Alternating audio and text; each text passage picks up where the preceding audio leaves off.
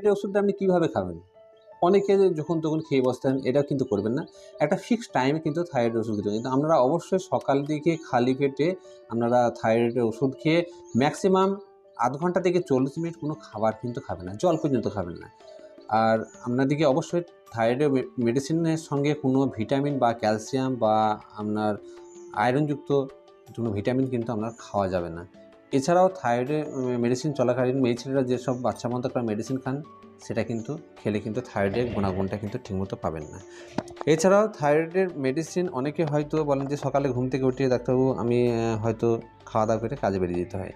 তা থাইরয়েড ওষুধটা কখন খাবো? তাদেরকে বলছি যে আপনি অ্যালার্ম দিয়ে রাখবেন, রাতের দিকে আপনারা ভোরে যখন দেখবেন যে একটু উঠার ঠিক ০.৫ ঘন্টা আগে আপনি হয়তো মুখ ধুয়ে কিন্তু আপনি থাইরয়েড ওষুধটা খেয়ে নিতে পারেন এবং তারপরে আপনি উঠে একটু কাজ-ফাজ সেরে ব্রাশ-ট্রাশ করে আপনারা থাইরয়েড ওষুধ খান। যদি কেউ মনে করেন যে রাত্রের দিকে খাবো, তাহলে কিন্তু ডিনার করার ম্যাক্সিমাম আপনার ৩ ঘন্টা পরে কিন্তু থাইরয়েড ওষুধ খাওয়া যেতে পারে।